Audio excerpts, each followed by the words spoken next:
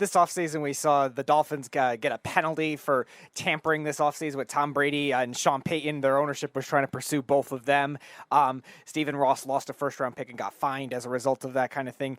If Tua Tagovailoa and Mike McDaniel down the road don't work out, could you still see them try to pursue that? If Brady does stay, he might retire, who knows, but if he doesn't, could you see him pursue him maybe even next year or the year after? So pursuing Brady may be tricky only because the punishments that have come down from the investigation. You're also hearing that Tom Brady and his wife are not getting along because Tom Brady decided to come back to football when he promised his wife he was done with football. They are not going to go through another 5 years of Ryan Tannehill with Tua Tagovailoa.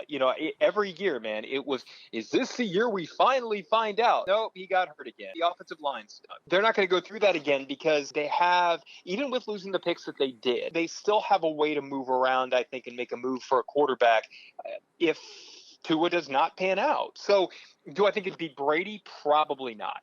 But I do think that this is Tua's shot. And I don't know if I can say definitively it's his last shot, but as long as things don't collapse completely around him, I think this is his last best chance to prove that he's a franchise quarterback. And if he doesn't, then I do think they would look at moving on. And by the way, I don't know that you can put any sort of like a win total that he has to reach or numbers that he has to hit stats wise in order to be deemed a success. I think you have to watch objectively and look at what's going on around him and say, okay, is this a guy who is making the type of plays, making the type of reads in this offense to lead you to the Super Bowl? And if the answer is no, or if the answer is I don't know, you got to move on. And I think they would. We are talking to WPLG Miami sports anchor and reporter Clay Ferraro. And Clay, it's so interesting you speak about Tua the way you do, and the questions really lie between Lamar Jackson and you think you look at what Lamar Jackson is doing right now to Baltimore, and he wants guaranteed money. Lamar Jackson might not get that contract, and in the offseason, he is a free agent. Now, we all know that Miami does not have a first-round draft pick, so no matter what happens to Tua this year, they're not getting a quarterback in the first round unless they trade back into the first round and they move up in the top 10, top 15. It doesn't seem likely. So if Lamar Jackson becomes a free agent, that would make a lot of sense. If Lamar wants to go somewhere else, Miami could be the team where he'd objectively want to go to because of Tyreek Hill and some of the weapons over there. And Waddle, and I think this year is so very important for Tyreek Hill and Waddle to show people how fun it could be to play over there if Tua isn't the guy. What are your thoughts to Lamar Jackson or maybe even Jimmy Garoppolo? He becomes available in the offseason. Let me add another wrinkle to that. Lamar Jackson's from down here, and he trains down here. And, we were out there one day when he was just throwing balls around with Hollywood Brown down here. So it's like there are a lot of connections, and absolutely, I think there would be any number of reasons why it would make a ton of sense, and they could go that direction. I don't know about the Jimmy Garoppolo thing. It always, when you have a quarterback that you're actively looking to replace, which clearly the 49ers were, and that was with McDaniel there, it just makes me think, hey, good guy, good leader, guys in the locker room love him, but I think a lot of the problems that we've seen from Jimmy Garoppolo up to this point in his career, which is, decent enough arm, can make some throws, but not a guy who's going to win you a game with his arm strength, and also a guy that unfortunately makes big mistakes at the worst possible time. Those are some of the things, guys, that we've seen with Tua. And so I think the hope is that Tua's able to progress and doesn't bring out the Jimmy G in him again. But if that happens, I don't know that's the route they would go. Now, to your point, if the options are so limited that that's what you'd have to go to, maybe they would look at bringing back Tua for another year. But I just don't see them in a mediocre year with mediocre or worse quarterback play standing pat and saying, nah, you know what, we're good with this. We're going to get one more run. I just think, and I'll add one more thing to that, guys. The talent around him is too good. Like you look there, and this is the one thing I can say definitively, the talent level on offense is much higher than it's been. in a long time that I can remember. I mean, you look at the receivers out there. Here's a perfect example. They cut Preston Williams. Well, 2 years ago, Preston Williams was the number 2 receiver, and there was talk about him eventually being a number 1. And this year, you see guys side by side, and Eric Ezukama, the 4th round pick, was significantly better than Preston Williams and Cedric Wilson, obviously, and the 2 guys we've been talking about with Watt and Tyreek Hill. So you upgrade the offensive line with Connor Williams at center and Teron Armstead at left. Like, I'm throwing out a lot of names, but these are big names. These are guys that are talented. And if Tua can't make it work with that, then I think you're going to have to take a serious look at whether he's your guy moving forward. So a question from Carl, one of our fans. How will Wes Welker coaching help on the offensive side and Patrick Surtain on the defensive side of the ball as assistant coaches? I'll tell you what, man, Wes is a ball of energy out there, man. He's fun to watch. He looks like he can still play. I mean, what's funny, nobody cares about this, but I'm going to tell the story anyway. My first experience with Wes Welker was, I think he was a free agent.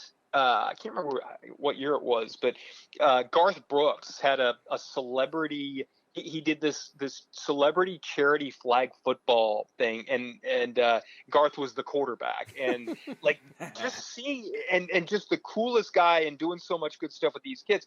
Well, Wes Welker was out there. I was like, oh, well, that's cool. Like Wes is coming back home to give back to the community and hang out with.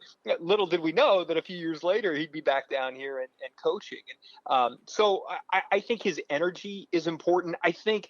It's so hard, guys, because we're still in the honeymoon period. I mean, everything is rosy and, everybody's undefeated. And, but you watch him out there and you see him interacting with the players and the attention to detail, and stuff like that. And you look at him and you're like, man, this guy was in his era, one of the best receivers in the league. Like I can take something from that. And so, I think he's going to bring Patrick Surtain, man, it's great to have him back. And, I think everybody knows, and this goes back to what I was saying with this kind of being a football town. When you're from South Florida, or when you do something big down here, people remember you. And so when everybody comes back, and that's why, hey, when you go to the University of Miami, you are a Cane for life, and you come back down. Well, same thing goes for Patrick Surtain. Everything he did with the Dolphins and doing stuff down here with high school. It's so cool to see these guys out there. And hopefully it plays out well, because these are guys who I think fans would latch on to very quickly. And, like I said, business is good when they're winning. So combine all that together, it gives us some good stuff to talk about. We are talking to WPLG Miami sports anchor and reporter Clay Ferraro. Clay, last question for me. The strength of the Dolphins offense for years has been their running backs. And the guy that I really loved the pickup in the offseason was Chase Edmonds. I watched him on Arizona last year. He did fight injury throughout the season. John Connor really won the job, but Chase Edmonds, back and forth, played so well for the Arizona Cardinals. Now Miami brings him in. I really believe he's their number 1. He's been fighting injury. I heard a little bit in training camp, but I believe this guy, if he stays healthy, could be a 1,000-yard rusher. He could be a guy that can catch in the backfield. I think he's a very good player at the position that he plays. What are your thoughts to Chase Edmonds and the pickup by the Miami Dolphins? Everything you said. As far as the injury goes, he should be fine this weekend. But I do think, like you said, I mean, it's a guy who does have some issues with that historically. So what I think they're trying to do with him and also with Teron Armstead is they're managing this. And so you didn't see TA a whole lot out there. But he feels great. He feels fresh. And same thing with Chase Edmonds. And so I think he's going to be really good as long as he stays healthy. You talk about the upgrade at the receiver position talent-wise, or I did.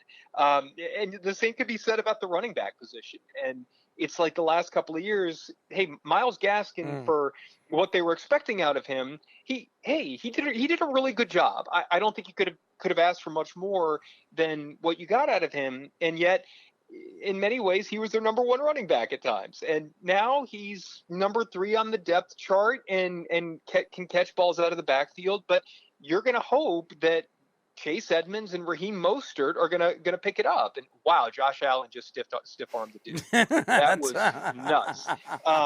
So God, I love football. I'm so glad this is back. I love you, man. You have some personality, man. But yeah, so personality. Yeah, my brain isn't working. You gotta see this, man. I feel like John Madden. Who's Scott for Nick for Scott, the he's their third safety, and he played well in the playoffs last year. Good, But not nice. anymore. Oh, Oof. wow. His Madden rating is -8 after that. So I like it. I like the running back situation a lot more than what we've seen in the past. And it's going to allow a guy like Myles Gaskin to do what he's best, go out and get in space, and maybe catch the rock a bit. But, yeah, I mean, there's a reason why they cut Sony Michel. I think they really like the other guys in that room, and Chase Edmonds and Raheem Mostert in particular, two guys that could break big plays at any time. And that's the element they've been missing. They now have that explosive element at both the receiver and the running back position. So, again, people are excited and with good reason so far. So last question, Miami Dolphins record, are they a playoff team? 10-7 and yes. And here's the thing. I think they sneak in with the 7th spot. I think they are significantly better than they were last year, but the AFC is just such a stinking gauntlet. And you can make the case for 10 playoff teams or 11 playoff teams. I wouldn't surprise me if it's the Indianapolis win the whole thing. Like, you can look at each of those top 11 or so and say, yeah, that team could do this. Yeah, that team could do that. I feel really good about what I've seen out of Miami to this point. And yet I think you have to understand the competition level is going to be really high. So I have them sneaking in at 10-7, and who knows, maybe they're that hot team at the end of the year that catches fire. Well, Clay, I definitely want to get you on again. As the season progressively moves forward, the AFC East is going to be very interesting as the Patriots, as the Bills, as the Jets, and the Dolphins will be fighting for that lead number one team in that division. But I think it's Buffalo's to lose, but there are so many what-ifs with all three of these teams, with the Patriots, the Jets, and the Miami Dolphins. Miami is stacked. The Jets are stacked when it comes to their rosters. And the Patriots aren't as stacked as they usually are going into the season. They've lost a lot of pieces in the offseason, Van Noy and some of the corners that they've lost and some of the weapons that they lost. It's going to be very interesting to see where Miami is, where all these teams are going to be as the season progressively moves forward. We really appreciate the time, and we're going to get you on soon. You're awesome. Thank you, Clay. It's so beautiful. I'm all misty over here. You're talking all these football. It's so great. It's here. All right, guys, take care.